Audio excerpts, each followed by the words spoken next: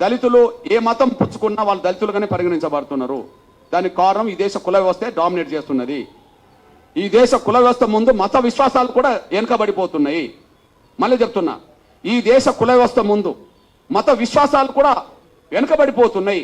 మత విశ్వాసాల కంటే కుల వ్యవస్థకు ఉండబడే దాని మీదనే ఎక్కువ ప్రాధాన్యత ఉన్నది.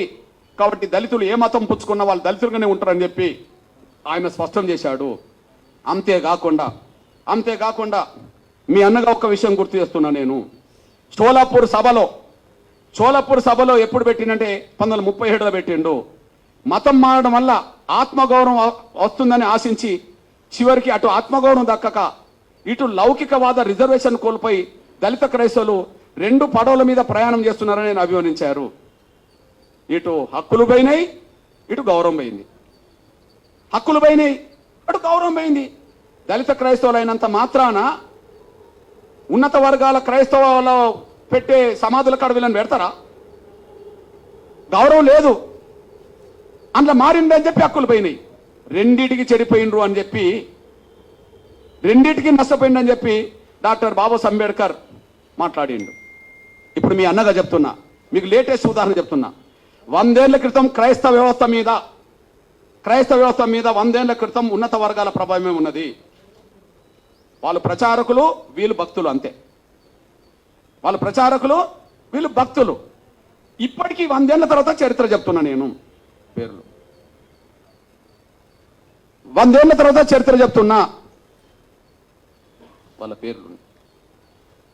ఇప్పుడు చూడండి, చౌత ఈ తెలుగు నేలను క్రైస్తవ మత ప్రచారాన్ని 99% ప్రభావితం చేసే పెద్ద ఫాదర్ల పేరు, పాస్టర్ల పేరు, బ్రదర్స్ పేరు మీకు చదివి వినిపిస్తా. ఇలా ఒక్క దళితుడి పేరు చెప్తే నేను 100 ఏళ్ల క్రితం 4 పేరు చెప్పాను. 100 ఏళ్ల తర్వాత 10 మంది పేరు చెప్తా. ఒక్కసారి ఆ 10 మంది పేర్లు వినండి. బ్రదర్ అనిల్ కుమార్, వైఎస్ రాజశేఖర్ గారు అల్లుడు. బ్రదర్ అనిల్ కుమార్, వైఎస్ రాజశేఖర్ గారు అల్లుడు. చాలా గొప్ప ప్రచారకుడు, బ్రాహ్మణ్. ఓకే, ఆయన పెద్ద ప్రచారకుడు అని చెప్పి మా బ్యాచ్, ఆయన గొప్పోడు, గొప్ప ప్రచారకుడు అని చెప్పి వీళ్ళు వెళ్తారు. అక్కడ దాకా ఎదుగరు వీళ్ళు, కానీ ఎక్కడికి వెళ్తారు? ప్రచారకుడు ఎవరు అని. ఇప్పుడు మీరు చూడండి, ఒకే చోట ఉండి 100 చోట్ల వీడియో, అది కెమెరాలు పెడతారు. ఏంటిది అది? డిజిటల్కి సంబంధించిన పెట్టి లక్షల మందిని ప్రభావితం చేసే బ్రదర్ సతీష్ కుమార్, లక్షల మందిని ప్రభావితం చేసే బ్రదర్ సతీష్ కుమార్ ఓసీ కాపు. ఓకే, ఓసీ కాపు. బ్రదర్ కేఏ పాల్ ప్రపంచ సువార్థికుడే, మనందరూ తెలుసు. ఇక్కడ నుంచి ప్రపంచ దేశానికి ప్రభావితం చేసే వ్యక్తి Kapu. Okay, brother John Wesley, brother రాజమండ్రికి ఎందుకు జాన్ వెస్లీ, ఇతను మన మంగళి సోదరుడు, చాలా ప్రభావితం చేస్తున్నాడు, BC. Vijay Paul Reddy, brother Vijay Paul Reddy చాలా ప్రభావితం చేస్తున్నాడు. Jayaprakash Paul Brahmana, Jayaprakash Paul Brahmana. Shyam Kishore, pastor Shyam Kishore OC Kamma. Okay, OC Kamma. Stephen Paul, pastor PJ Stephen Paul OC బ్రాహ్మణ.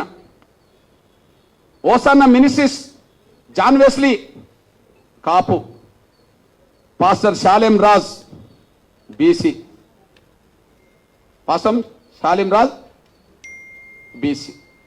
మా దళితుడు ఎక్కడున్నాడో నాకు అర్థమవుతలేదు. వీళ్ళు ఈ తెలుగు నేల మీద క్రైస్తవ మత ప్రచారకులుగా వాళ్ళు దేశంలో అంతర్జాతీయ స్థాయిలో పేరు తెచ్చుకుంటున్నారు. వాళ్ళని నమ్మి సమానత్వం ఉన్నదని చెప్పి వీళ్ళు భక్తులుగా పోతున్నారు. ఇప్పుడు ఈ ప్రచారం చేసిన వాళ్లకు, ఈ మతంలో చేరండి, మతం గొప్పదని చెప్తున్న వాళ్లకు 1950 ఆర్డర్ వర్తించదు. 1950 ఆర్డర్ వర్తించదు. వాళ్ళ కులంగానే ఉంటుంది.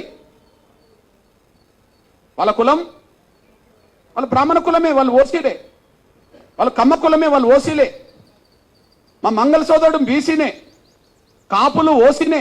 అక్కడ కదా కమ్మ వాళ్ళు ఓసీనే. ఈ ఆర్డర్ వాళ్ళకేం వర్తించదు. ఎవరైతే క్రైస్తవ మతం చాలా గొప్పదని ప్రచారం చేసి దూసుకెళ్తున్నారో, పేరు తెచ్చుకుంటున్నారో, ప్రతి ఆదివారం, శనివారం, శుక్రవారం ప్రతిరోజు ప్రార్థన పేరుతో దశమభాగం తీసుకుంటున్నారో, ప్రార్థనల పేరుతో దశమభాగం కోరుతున్నారో, అతను దశమభాగం ఇవ్వకపోతే కూడా దేవుడు అంగీకరించాడని చెప్పి మళ్ళీ భయభ్రాంతులు గురి చేస్తున్నారో, వాళ్లకు ఈ ఆర్టికల్, ఈ రాష్ట్రపతి 1950కి సంబంధించిన ఆర్డర్ వర్తించదు. ఆర్డరు మేము గొర్రెలేం కదా, వర్తిస్తాయి. దళితులు వాళ్ళు గొర్రెలాగా భావించుకుంటారు. వాళ్ళకు వీళ్ళకి వర్తిస్తుంది ఆర్డర్, వాళ్ళకు వర్తించదు. మీరు చెప్పండి, ఇది వివక్షత కాదా? అసలు ఆర్డర్ రాజ్యాంగ విరుద్ధం అన్నా నేను. ఆర్టికల్ 14కు 15కు విరుద్ధం,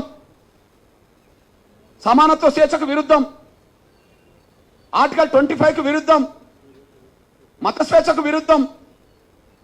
అంటే బ్రాహ్మణులు మాత్రం క్రైస్తవ మతం పుచ్చుకోండి అంటే ప్రచారం చేయవచ్చునా? కాపులు, కమ్మోళ్ళు, రెడ్డోళ్ళు క్రైస్తవ మతం పుచ్చుకోండి, ఇందులో గొప్ప ధర్మం ఉంటే ప్రచారం చేయవచ్చునా? దశమభాగం పేరుతో వాళ్ళు బాగా వెనుకేసుకోవచ్చునా?